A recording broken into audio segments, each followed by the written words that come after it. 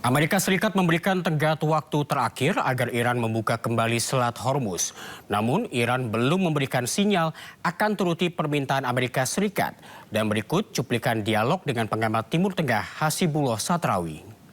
Pak, ini kan beberapa jam lagi begitu tenggat waktu dari ancaman pemerintah Amerika yang memberi waktu 48 jam untuk membuka Selat Hormuz, mengancam akan membombardir Iran habis-habisan jika tidak digubris. Menurut Anda, apa yang akan dilakukan Iran?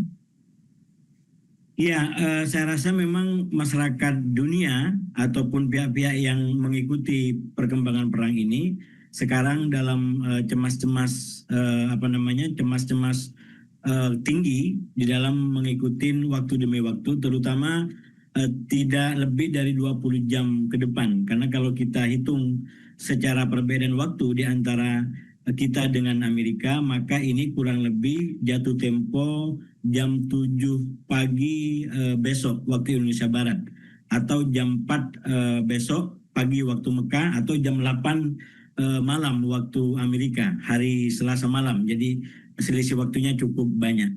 Dan saya melihat perkembangannya detik demi detik, waktu demi waktu, sepertinya memang masih deadlock di antara terutama di antara Amerika dengan Iran, dan yang tidak mau kompromi sebenarnya dari pihak Iran.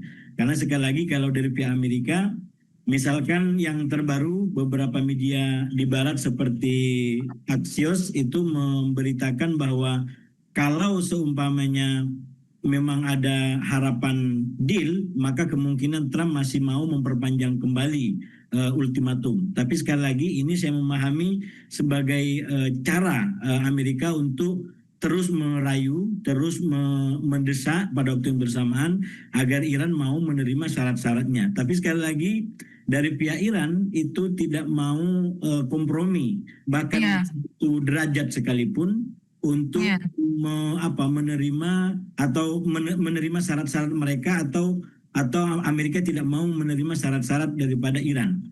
Misalkan opsi untuk gencatan senjata terbatas, ya, itu sebenarnya diberikan agar di satu sisi para pihak atau kedua belah pihak bisa makin banyak waktu untuk bisa mendiskusikan, ya, mengkompromikan syarat-syarat mereka, tapi di waktu yang lain ada keleluasan waktu di luar batas waktu yang telah diberikan oleh Trump, yang akan berakhir sekali lagi pada kurang lebih jam 7 besok pagi waktu Indonesia Barat.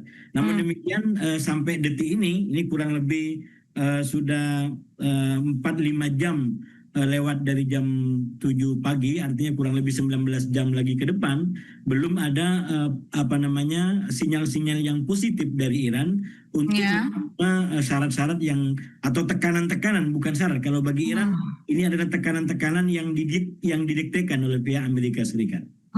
Baik, Pak Hasibullah, kalau kita lihat ancaman terakhir dari pemerintah Amerika ini kan terkait dengan pembukaan Selat Hormuz. Artinya hingga saat ini Iran pun belum memberikan sinyal bahwa mereka akan menuruti atau mengindahkan begitu ya permintaan dan juga ancaman dari pemerintah Amerika. Apakah menurut Anda ini adalah power control? Karena mengingat deal terakhir kan terkait program nuklir begitu ya. Kenapa sekarang Amerika ini malah memberikan ancaman untuk membuka Selat Hormuz? Kalau pandangan Anda seperti apa? Ya, saya rasa memang ada beberapa catatan terkait dengan sikap Amerika, isu Hormuz, dan juga sikap Iran. Yang pertama, kalau kita lihat dari sisi Amerika dan Donald Trump, ini menunjukkan bahwa memang tidak ada inkonsistensi, tidak ada kestabilan, katakanlah strategi yang diperlihatkan oleh Amerika dan Donald Trump terkait dengan isu Hormuz. Misalkan beberapa waktu sebelumnya, Amerika dengan begitu terang-terangan di depan dunia mengatakan dia bisa mundur kapan saja dari perang ini dan tidak lagi peduli dengan Selat Hormuz. Bahkan dia bilang minyak kami sangat banyak, lebih banyak daripada cadangannya Arab Saudi dan Rusia, termasuk kalau digabung keduanya. Jadi kita nggak perlu Hormuz. Jadi kapan saja kita bisa meninggalkan Hormuz. Dan bagi negara sekutu, dalam hal ini Eropa dan mungkin anggota NATO, kalau ingin minyak silakan datang ke Hormuz, bebaskan sendiri Hormuz. Ini satu sinyal, satu pernyataan yang sudah eksplisit disampaikan oleh Trump ke dunia. Tapi kemudian beberapa hari kemudian, ya baik. Ya, tapi malah sekutunya kalau dilihat tidak menunjukkan ini ya gerakan agresif dalam membantu Trump ya. Persis. Jadi ini menurut kita semakin terang benderang betapa Trump tidak punya opsi. Trump dalam keadaan terpojok, dia tidak punya teman.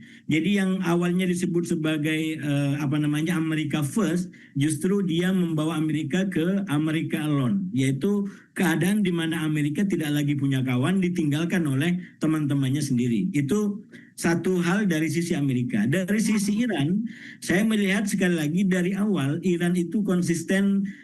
Saya menyebutnya menggunakan dua taktik dalam melawan serangan begitu keras dari Amerika dan Israel. Yang pertama, seperti sepak bola, saya mengandalkan dengan sepak bola, Iran mengandalkan serangan langsung dalam bentuk rudal.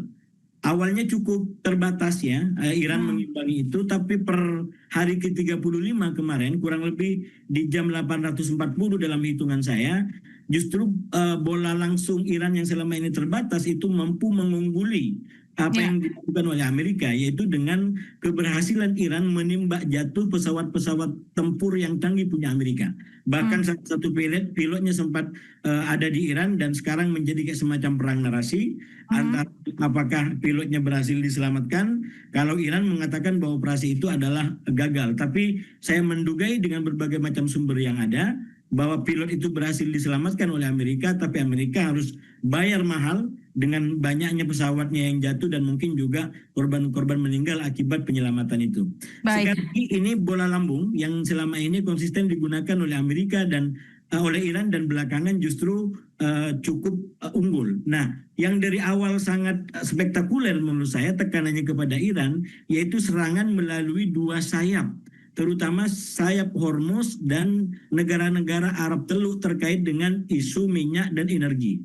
Saya dari awal menyampaikan bahwa serangan Iran melalui dua sayap dalam bentuk bola lambung ini betul-betul membuat Amerika tidak berdaya. Baik, Kenapa Pak. berdaya? Pak Hasibullah, kalau kita lihat dari statement terakhir pemerintah Amerika yang mengatakan dalam 48 jam ini akan ada, kalau tidak diindahkan juga, akan ada penghancuran semua pembangkit listrik, kemudian juga penghancur semua jembatan. Dan apakah menurut Anda akan ada juga operasi darat yang dilakukan nantinya oleh pemerintah Amerika?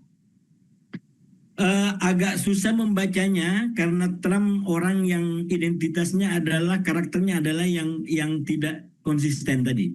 Tapi kalau kita katakanlah baca dari sinyalemen yang diberikan oleh Trump dengan catatan ada ketidakpastian tadi, katakan catatannya adalah bahwa ini akan berakhir kurang lebih 2 sampai 3 minggu dan saya mendugai itu menjadi keinginan yang betul-betul diharapkan oleh Trump. Jadi sesuatu yang pasti di antara banyak ketidakpastian Trump adalah bahwa Trump ingin perang ini berakhir dengan cepat. Kenapa?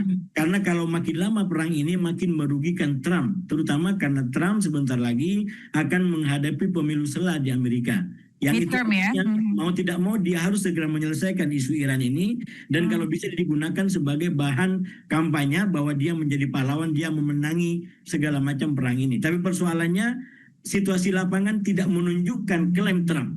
Bahkan ketika dia mengatakan dia menang di udara, di hari ke-35 yang saya bilang tadi justru pesawatnya berhasil ditembak jatuh dan pilotnya pun jatuh di Iran. Baik, jadi sekali lagi kalau dibaca dalam konteks itu, potensi atau kemungkinan dia mengambil opsi serang darat itu ada tapi cukup kecil.